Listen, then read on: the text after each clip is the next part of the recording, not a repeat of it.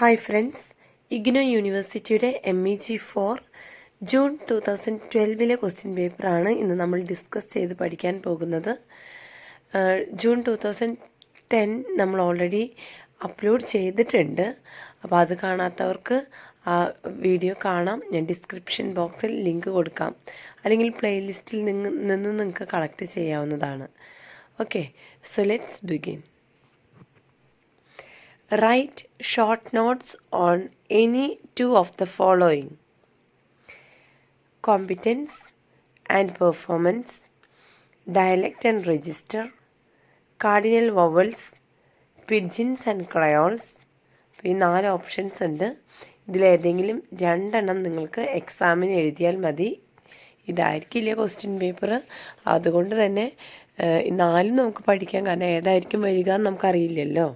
അപ്പോൾ with examples ആണ് നമ്മൾ ആൻസർ ചെയ്യേണ്ടത്. First question, competence and performance. Noam Chomsky introduced the distinction between competence and performance in the 1960s, which became a key concept in modern linguistics. Competence, knowing.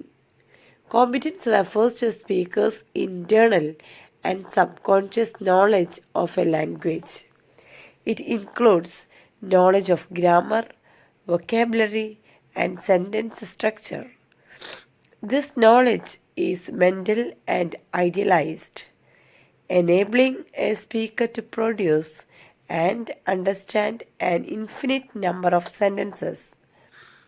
It is often called language, internal language. അല്ല കേട്ടോ, ആണ്. Language, internal language. Competence is generally stable and not directly observable. ഭാഷകളെക്കുറിച്ച് scholars ഒത്തിരി പഠിച്ചിട്ടുണ്ട്. അപ്പോൾ അതൊരു വലിയ ചർച്ചാ വിഷയം തന്നെയായിരുന്നു. അതിൽ വളരെ ഇമ്പോർട്ടൻ്റ് ആയിട്ടുള്ളൊരു ചർച്ചാ വിഷയമായിരുന്നു നോം കോംസ്കി ഇൻട്രൊഡ്യൂസ് ചെയ്തിട്ടുള്ള ഈ കോമ്പിറ്റൻസിൻ്റെയും പെർഫോമൻസിൻ്റെയും ഒരു വ്യത്യാസത്തെ കുറിച്ചിട്ടുള്ളത്. കോമ്പിറ്റൻസ് എന്നൊരു വാക്ക് നമുക്ക് ജസ്റ്റ് അറിവ് എന്നുള്ള അല്ലെങ്കിൽ നോയിങ് എന്നുള്ള ഒരു വാക്കാൽ നമുക്ക് ചുരുക്കി പറയാവുന്നതാണ്. ഇനി അതൊന്ന് എലോബറേറ്റ് ചെയ്ത് എക്സ്പ്ലെയിൻ ചെയ്യുമ്പോൾ കോമ്പിറ്റൻസ് എന്ന് പറയുന്നത് ഒരു ഭാഷ സംസാരിക്കുന്ന അല്ലെങ്കിൽ ഒരു സ്പീക്കറിൻ്റെ ഇൻറ്റേർണൽ ആയിട്ടുള്ളതും സബ് കോൺഷ്യസ് ആയിട്ടുള്ള നോളജ് ഓഫ് ലാംഗ്വേജ് ആണ്. ഓക്കെ, ഇവിടെ നോളജ് ഓഫ് ലാംഗ്വേജ് അല്ലെങ്കിൽ നോയിങ് എന്ന് പറയുമ്പോൾ അതിൽ ഗ്രാമർ, വൊക്കാബുലറി, സെൻറ്റൻസ് സ്ട്രക്ചർ ഇതെല്ലാം ഉൾപ്പെടുന്നുണ്ട്. ഇവിടെ ഇത്രയേ ഉള്ളൂ മനസ്സിലാക്കാനായിട്ട്. കോമ്പിറ്റൻസ് എന്ന് പറഞ്ഞു കഴിഞ്ഞാൽ ഒരു വ്യക്തിക്ക് വളരെ നന്നായിട്ട് ഒരു ഭാഷയെക്കുറിച്ചുള്ള അറിവിനെ കുറിച്ചിട്ടാണ്. ആൾക്ക് ചിന്തിച്ചിരിക്കേണ്ട കാര്യമൊന്നുമില്ല നെക്സ്റ്റ് ഒരു സെൻറ്റൻസ് പറയാനായിട്ട്. അത് ഓൾറെഡി സബ് കോൺഷ്യസ് മൈൻഡിൽ വർക്ക് ചെയ്യുന്നുണ്ട്, അതുപോലെ ഇൻറ്റേർണലായിട്ടും വർക്ക് ചെയ്യുന്നുണ്ട്. അതുകൊണ്ടാണ് ചിന്തിക്കാതെ അടുത്ത സെൻറ്റൻസ് ആ ഒരു ഭാഷയിൽ ഫോം ചെയ്യാനായിട്ട് സാധിക്കുന്നത്. Performance, doing. Performance refers to the actual use of language in real life situations, whether spoken or written. It is external expression of competence, also known as e-language, external language. Unlike competence, performance is affected by factors such as memory limitations, tiredness, hesitation, and slips of the tongue, which may lead to errors. Performance അതിൻ്റെ ഓപ്പോസിറ്റാണ്. നേരത്തെ പറഞ്ഞ കോമ്പിറ്റൻസിൻ്റെ direct ഓപ്പോസിറ്റാണ് performance. അത്രയും ചിന്തിച്ചാൽ മതി. അത് knowing ആണെങ്കിൽ ഇത് doing ആണ്. ഇത് റിയൽ ലൈഫ് സിറ്റുവേഷനിൽ നമുക്ക് ഉപയോഗിക്കേണ്ടി വരുന്ന ഒരു ലാംഗ്വേജ്, നമ്മൾ പഠിച്ചെടുക്കേണ്ടി വരുന്ന ഒരു കാര്യമാണ്. അത് സ്പീക്കിംഗ് ആവട്ടെ റൈറ്റിംഗ് ആവട്ടെ. ഇവിടെ ഇതൊരു എക്സ്റ്റേണൽ ലാംഗ്വേജ് ആണെന്ന് നമുക്ക് പറയാനായിട്ട് സാധിക്കും. ഈ ലാംഗ്വേജ് ഇവിടെ കുറേ ലിമിറ്റേഷൻസ് ആണ് നമുക്ക് കാണാൻ സാധിക്കുക. നമുക്കങ്ങനെ ഓർത്തെടുത്ത് ചില സമയത്ത് നമുക്ക് സംസാരിക്കേണ്ടി വരും. കാരണം നമുക്ക് അത്രയും ഇതൊരു സെക്കൻഡ് ലാംഗ്വേജാണ്, നമ്മൾ പഠിച്ചെടുത്തിട്ടുള്ളതാണ്, നമുക്ക് അത്രയും അറിവുള്ള ഒരു ലാംഗ്വേജ് അല്ല. അപ്പോൾ അതിൻ്റേതായ ലിമിറ്റേഷൻസ് കാണും.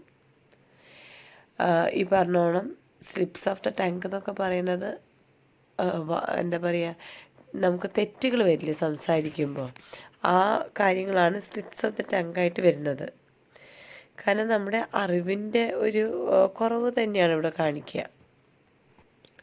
Relationship between competence and performance. Competence is the underlying system, while performance is its practical application. Performance depends on competence, but even a speaker with a high competence may not always perform perfectly due to external factors. Chomsky emphasized that linguistics should focus more on competence, as performance can be irregular and influenced by non-linguistic factors. ഇവിടെ കോമ്പിറ്റൻസിൻ്റെയും പെർഫോമൻസിൻ്റെയും ഒരു difference കാണുകയാണെങ്കിൽ, ഇപ്പോൾ ഈ പറയുന്ന competence എന്ന് പറയുന്നത് performance is it's practical ആപ്ലിക്കേഷനാണ്. എന്ന് വെച്ച് കഴിഞ്ഞാൽ കോമ്പിറ്റൻസ് ആണ് ശരിക്കും മെയിൻ ആയിട്ടുള്ളത്. പെർഫോമൻസ് എന്ന് പറയുന്നത് പ്രാക്ടിക്കൽ ആയിട്ടുള്ള ഒരു കാര്യമാണ്. പെർഫോമൻസ് ഈ കോമ്പിറ്റൻസിനെ ഡിപ്പെൻഡ് ചെയ്ത് നിൽക്കുന്ന ഒന്നാണ്. പക്ഷേ ഈ കോമ്പിറ്റൻസ് എത്ര നല്ലൊരു സ്പീക്കറാണ് എന്ന് പറഞ്ഞാൽ പോലും പലപ്പോഴും വർക്കാവില്ല. കാരണം എന്താ, നമ്മൾ നേരത്തെ പറഞ്ഞു, അത് correct rules and regulations, grammar, sentence structure, ഇതൊക്കെ കോമ്പിറ്റൻസിൽ വരുന്നുണ്ട്. ഞാൻ എത്ര നന്നായി മലയാളം സംസാരിക്കും അല്ലെങ്കിൽ ഒരു മലയാളിയാണ് എന്ന് പറഞ്ഞാലും അത് നമുക്ക് മനസ്സിലാക്കാവുന്നതാണ്. പലപ്പോഴും തെറ്റുകൾ സംഭവിക്കുന്നുണ്ട് സംസാരത്തിൽ, ഇല്ലേ? അപ്പോൾ അവിടെ കോമ്പിറ്റൻസ് ഫെയിലാകുന്നുണ്ട്. പക്ഷേ ഇവിടെ കോംസ്കി പറയുന്നത് എല്ലാ ലിംഗ്വിസ്റ്റിക്സിനോടും നിങ്ങൾ കോമ്പിറ്റൻസിനെയാണ് ഫോക്കസ് ചെയ്യേണ്ടത്, അതിനാണ് ഇമ്പോർട്ടൻസ് കൊടുക്കേണ്ടത്. കാരണം പെർഫോമൻസിന് ഭാഷ എന്നുള്ളത് ഒരു ഓപ്ഷണൽ മാത്രമാണ്. അത് നോൺ ലിംഗ്വിസ്റ്റിക് ഫാക്ടറും കൂടി നമുക്ക് ചിന്തിക്കുകയാണെങ്കിൽ മനസ്സിലാക്കാവുന്നേ ഉള്ളൂ. ഡയലക്റ്റ് ആൻഡ് രജിസ്റ്റർ അടുത്ത ക്വസ്റ്റ്യൻ ആണ് കേട്ടോ. Dialect and register. In social linguistics, dialects and register are important concepts. Explain how language varies according to users and situations. Dialect, user-based variation. Dialect refers to a variety of a language associated with a particular group of speakers. This group may be defined by region, such as British or American English, or by social class. Dialects differ in pronunciation, vocabulary, and grammar. It reflects who the speaker is and is generally stable. ഈ ഒരു portion ഞാൻ explain ചെയ്യുന്നില്ല. Dialect already ഞാൻ 2010 question പേപ്പറിൽ explain ചെയ്തതാണ്. എനിക്ക് തോന്നുന്നു അത് കുറച്ചും കൂടി നിങ്ങൾക്ക് യൂസ്ഫുൾ ആയിരിക്കും. സെൻറ്റൻസസിൽ ഞാൻ വ്യത്യാസം വരുത്തിയിട്ടുണ്ട്, അപ്പോൾ അത് പഠിക്കുകയായിരിക്കും better. Register, use-based variation. Register refers to a variety of language determined by the context in which it is used. It depends on factors like situation, purpose, topic, and audience. For example, the language used in academic writing, scientific discussions, or casual conversations differs in formality and style. Register reflects what the speaker is doing and is flexible.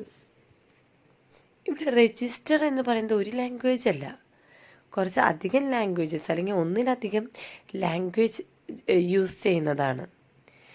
ഇവിടെ കുറച്ച് factors ഇതിനെ depend ചെയ്യുന്നുണ്ട്. ഒന്ന് situation, purpose, topic, audience, ഇതിനൊക്കെ base ചെയ്തുകൊണ്ടാണ് ഈ പറയുന്ന register work ചെയ്യുന്നത്. ഇപ്പോൾ എക്സാമ്പിൾ പറയുകയാണെങ്കിൽ, ഒരു ലാംഗ്വേജ് തന്നെ ഇരിക്കട്ടെ, നമ്മളത് യൂസ് ചെയ്യുന്ന സ്റ്റൈലിലുള്ള വ്യത്യാസമുണ്ട്. സിറ്റുവേഷൻ അനുസരിച്ച് നമ്മൾ മാറും. അതെങ്ങനെയാണ് ഞാൻ പറയുന്നത്? ലാംഗ്വേജ് ഇപ്പോൾ അക്കാഡമിക് റൈറ്റിംഗ് ആവട്ടെ, എന്ന് വെച്ച് കഴിഞ്ഞാൽ നമ്മളിപ്പോൾ ഒരു കാര്യം എഴുതുകയാണ്, ഓക്കെ, എഴുതുകയാണ് എങ്കിൽ നമുക്ക് ഇതേപോലെ ഇപ്പം ഞാനിപ്പോൾ സംസാരിക്കുന്ന ഈ ശൈലി തന്നെയാണ് ഉപയോഗിക്കുക. ഒരു ഡിഫേഴ്സ്.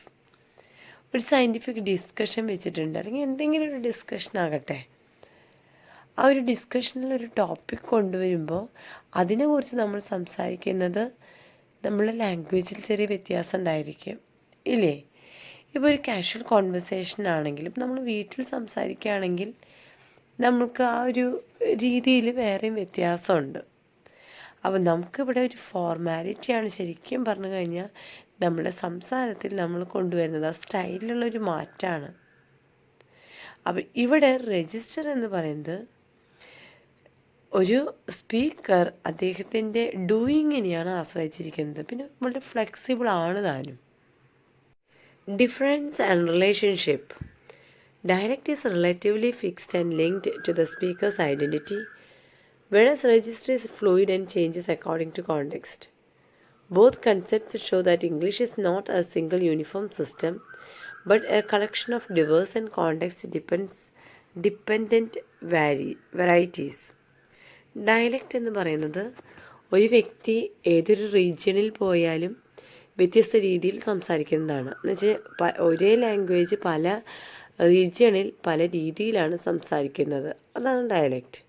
അതേസമയം രജിസ്റ്റർ എന്ന് പറയുന്നത് നമ്മൾ സിറ്റുവേഷൻ അനുസരിച്ച് ലാംഗ്വേജിൽ വരുത്തുന്ന സ്റ്റൈലിലുള്ള മാറ്റത്തെയാണ്.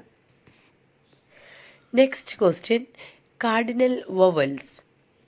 Cardinal vowels. Daniel Jones developed the system of cardinal vowels as a standard language-independent framework in phonetics. It is used to describe and classify vowel sounds based on the position of the tongue and the shape of the lips. Phonetic പരിശോധിക്കുമ്പോൾ അവിടെ ഈ cardinal വവൽസിൻ്റെ വലിയൊരു പ്രാധാന്യം നമുക്ക് കാണാൻ സാധിക്കും. Daniel John's ആണ് ഈ ഒരു കാർഡിനൽ വവൽസ് ഡെവലപ്പ് ചെയ്തത്. ഫോണറ്റിക് ഈ ഒരു ലാംഗ്വേജിന് ഇൻഡിപെൻഡൻ്റ് ആയിട്ടുള്ളൊരു ഫ്രെയിം വർക്കാണ് ഇവിടെ കാണിക്കുക. It is used to describe and classify vowel sounds based on the position of the tongue and the shapes of the lips. നമ്മളുടെ വായയുടെ മൂവ്മെൻറ്റ്സ്, ടങ്ങിൻ്റെ മൂവ്മെൻറ്റ്സ്, ലിപ്സിൻ്റെ മൂവ്മെൻറ്റ്സ്, ഇത് ഒക്കെ തന്നെ ഈ പറയുന്ന വവൽ സൗണ്ട്സിനെ ബേസ് ചെയ്തിട്ടുണ്ട്. അപ്പോൾ ഇവിടെയാണ് നമുക്ക് cardinal vowels, okay, vowels, cardinal വവൽസിൻ്റെ ഒരു പ്രാധാന്യത്തെ മനസ്സിലാക്കാൻ സാധിക്കുക. Definition and system. Cardinal vowels are a set of reference vowel sounds that represent extreme positions of the tongue in the mouth. The system consists of 8 primary cardinal vowels and 8 secondary ones, arranged in a vowel quadrilateral to show vowel quality. Cardinal vowels എന്ന് പറയുന്നത് ഒരു set of vowel sounds ആണ്. അത് നമ്മുടെ extreme positions of the tongue in the mouth, നമ്മുടെ വായയുടെ മൂവ്മെൻറ്റിനെ base ചെയ്തിട്ടുള്ളതാണ്. ഇതിൽ 8 പ്രൈമറി കാർഡിനൽ വവൽസും 8 സെക്കൻഡറി വൺസ്, ഓക്കെ, ഇത് 8 സെക്കൻഡറി വൺസ് ആണ്. Arrange in a vowel quadrilateral to show vowel quality. Primary cardinal vowels.